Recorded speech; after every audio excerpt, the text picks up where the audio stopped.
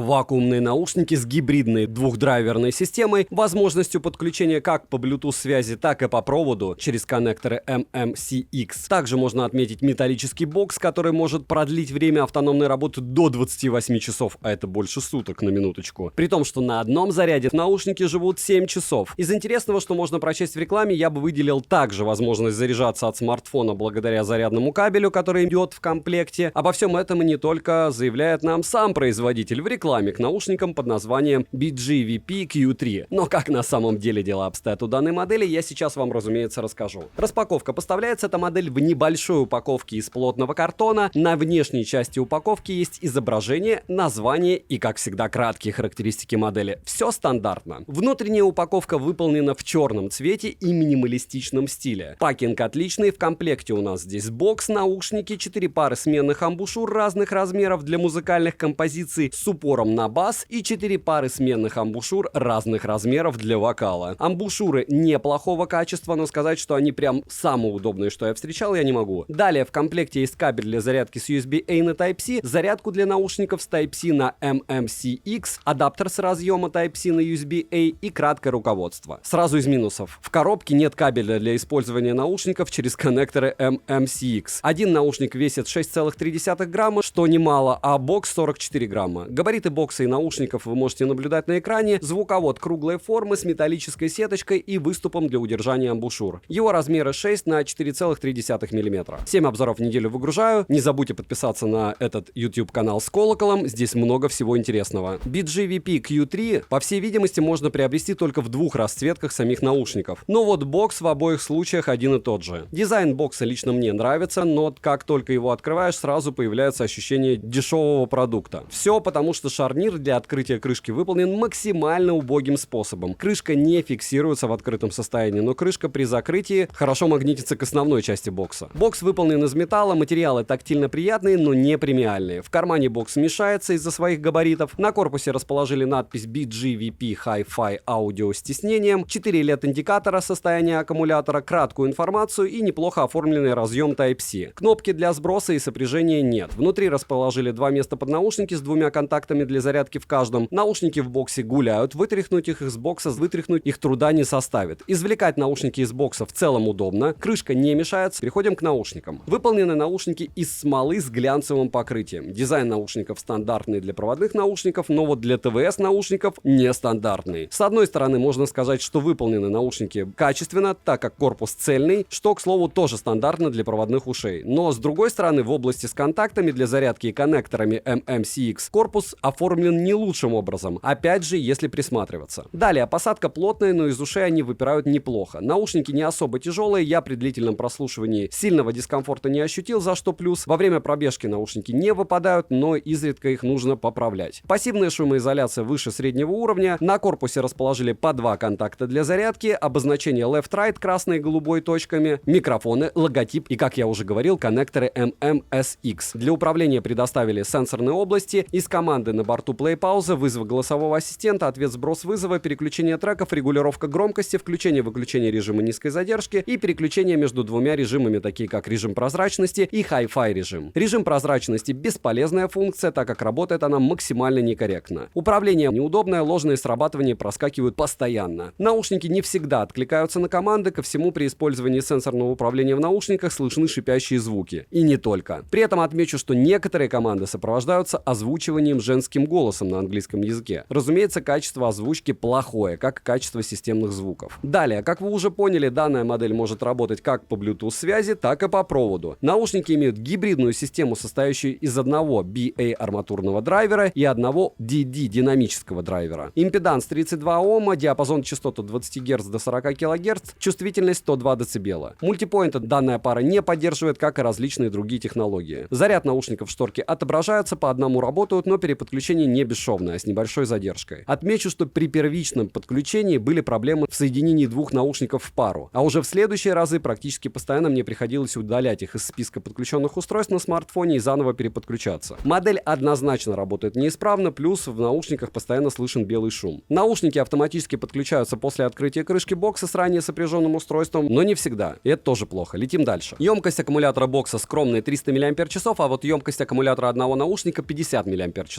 Полный цикл зарядки бокса в среднем 1 час 10 минут занимает, а наушников 1 час. Благодаря зарядному кабелю с Type-C на MMSX нет необходимости носить с собой бокс, так как наушники можно заряжать напрямую через MMSX коннекторы, подключив к смартфону, например. Опять же, с одной стороны, это интересное решение, а с другой стороны, при том, что функционал с Bluetooth реализован плохо, то я всегда бы использовал их по проводу. Беспроводной зарядки у бокса, разумеется, нет. Бокс имеет саморазряд, и не в легкой форме, а прям отличный саморазряд, так как бокс может разрядиться за сутки, не заряжая наушники. Наушники отыграли по моим тестам на 70% громкости по кодеку aptX Adaptive 5 часов 24 минуты, время автономной работы хорошее, и опять же их можно использовать по проводу, так что время работы не ограничено. Далее, водонепроницаемость класса IPX4, только у наушников я искупал наушники в воде около 30 секунд. Отмечу, что все тесты и запись примера микрофона я проводил до того, как они искупались в воде. По итогу с ними все в порядке, но я вам не рекомендую намеренно испытывать их водонепроницаемость. Летим дальше. Приложение, к которому можно было бы подключить данную пару, отсутствует. Возможно, в будущем производители позаботятся об этом, но сейчас вот так. Bluetooth чип QCC3072 версии 5.3 из кодеков на борту стандартный AAC SBC LC3, а также aptX Adaptive. Наушники связь держат стабильно, без обрывов, но изредка проскакивают фризы через одну стену, а на улице связь держит хорошо. Задержка звука по Bluetooth соединению с игровым режимом при просмотре роликов на YouTube незаметна. В целом, что можно сказать и про задержку в играх. Плюс при подключении по проводу задержка становится минимальной. Примеры вы сейчас увидите на экране.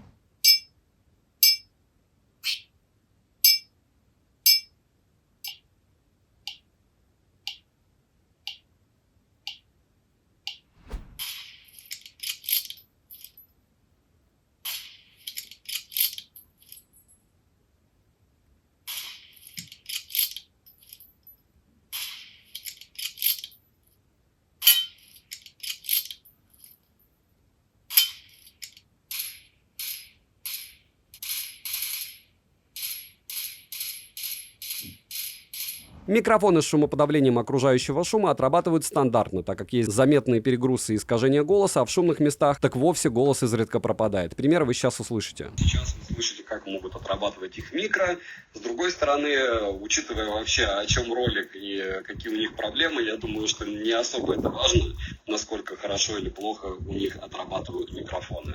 Напоминаю, что при любом раскладе микрофонов в вашем смартфоне все равно работают лучше, чем в каких-либо наушниках, исключая наушники, у которых микрофоны прямо у вашего рта находятся. Это шнурки.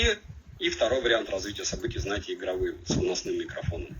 Здесь может быть лучше. Во всех остальных случаях пользуйтесь смартом. Звучание, график АЧХ предоставляю. Возможно, кому-то он будет полезен в принятии решения по покупке. Звук по проводу тестировал я с плеером Shanlink M8, комбайном FIA K5 Pro и не только. А по Bluetooth связи с различными устройствами. По итогу можно рассказать только о том звуке, который данная пара выдает по проводу, так как по Bluetooth все очень плохо. Постоянные хрипы, шипения, щелчки, притом с разными девайсами, плюс периодически сам по себе меняет глубину звучания, то плоский, то более объемный. Грубо говоря, модель сыроватый. Что самое главное, такой она и останется. Опять же, возможно, мне попался такой экземпляр. Звук по проводу имеет более сбалансированный диапазон и выразительный вокал. Громкости наушникам достаточно, бас упругий, средний бас в наличии, высокие звучат приятно, а середина имеет отличную проработку. Что касается инструментала, он различим, но не во всех композициях. Из минусов: наушники плохо работают по Bluetooth соединению, нет провода в комплекте, реализован корпус наушников не лучшим образом, нет поддержки приложения, его в принципе нет. Плохое управление, бесполезный режим прозрачности и в целом все минусы я уже озвучил в ролике. Цену можете посмотреть по ссылке в описании к видео. Не забудьте подписаться на телеграм-канал скидок взаимопомощи и мой личный телеграм-канал по ссылкам в описании. Кто делает какие-то покупки и следит за ценами, для примера, сейчас Poco X6 Pro по 24 тысячи рублей на Алиэкспрессе. И в принципе у меня есть еще YouTube-канал для прожарок смартфонов. На него тоже подписывайтесь. Там у нас стримы, общаемся по поводу всех железок, какие только есть. Резюмирую. Беспроводные наушники BGVP Q3 своеобразная модель, но советовать ее к покупке я однозначно не могу. Рекомендую послушать и протестировать, если будет возможность, так как я не исключаю, что данные проблемы только у моего экземпляра, который попался мне. От меня девайсу максимально скромное «да», если вам повезло. Добра и удачи вам, дорогие друзья!